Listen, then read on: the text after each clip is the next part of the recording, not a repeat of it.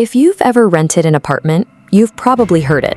You're paying someone else's mortgage. You're throwing your money away. Meanwhile, buying a house is treated as an automatic escalator to long-term wealth. Last year, portfolio manager Ben Felix wrote an article for the Globe and Mail suggesting that renting is not always a financial failure. The piece received hundreds of comments, many fiercely defending homeownership and proving just how emotionally charged this debate really is. The defense of owning usually boils down to two numbers: what someone paid for a house and what they eventually sold it for. This focus ignores the 3 decades of daily, invisible expenses that occur between those two transactions. This decision relies on balancing monthly cash flow, hidden opportunity costs, and your own behavioral psychology. There's a psychological phenomenon called salience bias. It's our tendency to focus heavily on information that stands out, like a massive emotional purchase, while completely ignoring less obvious details. Take an extreme example from the Vancouver housing market. A property listed for $51,900 in 1974 and eventually sold in 2024 for $1.65 million. This chart shows what looks like an astronomical windfall, but 50 years is a long time for money to grow. When you calculate the math over that entire half-century, that leap from $50,000 to $1.6 million is actually an annualized return of 7.16%. And there's a major catch.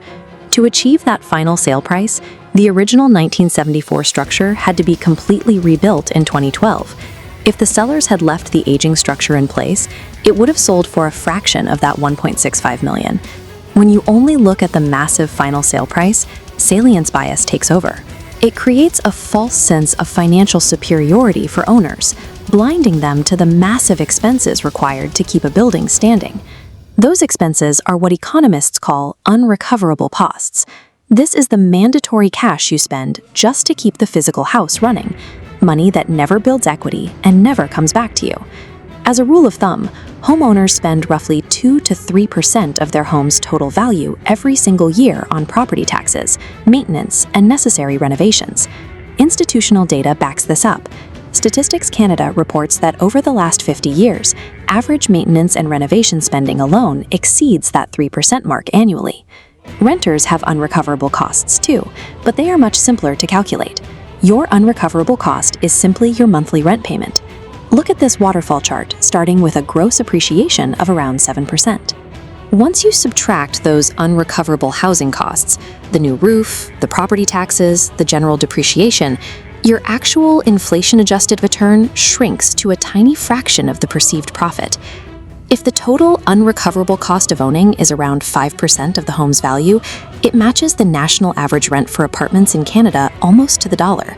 Mathematically, the two options are a wash. That brings us to the single most misunderstood factor in the entire housing debate: opportunity cost. Opportunity cost is the wealth you miss out on by making one choice over another. Historically, global stocks have outpaced inflation by about 5 percentage points, while owned homes return a little over 1 to 2%. When your capital is tied up in drywall, you miss out on the higher expected returns of the global stock market. Let's run a 50-year scenario. We have a cash homeowner who buys a property outright. Across town, we have a disciplined renter who takes that exact same lump sum, invests it into stocks, and then pays monthly rent. This chart compares their 50-year net worth. The renter's stock portfolio outpaces the homeowner's equity. Most use a mortgage. Borrowing narrows the gap. But if that renter invests their smaller down payment and monthly savings, they still come out ahead. Real estate is a lower expected return asset compared to equities. Even with the leverage of a mortgage, it is not a magical wealth hack. For many owners, the ultimate financial milestone is aggressively paying down that mortgage so they can finally eliminate their housing costs. This feels correct on the surface due to mental accounting bias.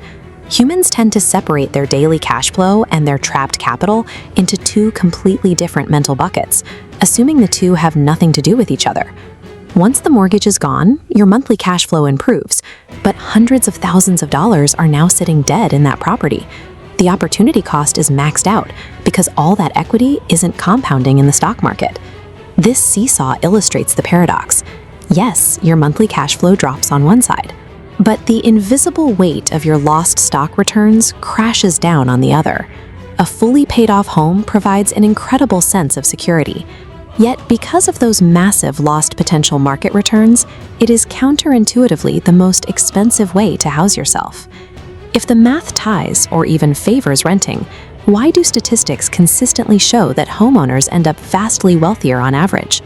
The renter's entire mathematical advantage relies on one fragile assumption: ironclad discipline. You have to consistently save and invest the cash flow difference between renting and owning every single month for decades. In reality, average earners struggle with unforced savings. It is far too easy to let lifestyle creep consume your extra cash, or worse, to panic and hit the sell button on your stock portfolio the moment the market drops. A 30-year mortgage functions as a mandatory behavioral commitment device. The bank forces the owner to save and build equity every month through principal paydown. And unlike a stock portfolio, you can't log into an app and panic sell your physical house during a recession. While a house yields lower returns on a spreadsheet, its physical permanence protects humans from their own worst financial habits. We need to stop asking whether renting or buying is universally better and start asking which path actually matches your specific income, lifestyle, and psychology. On paper, the pure math of renting versus owning is essentially a tie. The ultimate tiebreaker will always be your own behavior.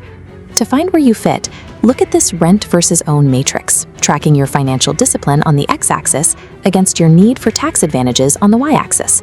The goal is to identify your most honest personal fit. First is the disciplined optimizer. If you track your expenses meticulously and automatically invest the cash difference into index funds every month, renting is a highly optimal path to wealth. Next is the high-income tax maxer. If you earn a high salary, your tax-sheltered accounts are already full, and you face heavy taxes on stock gains, buying becomes highly beneficial because the primary residence exemption shields your property appreciation from the government. Then we have the behaviorally human profile.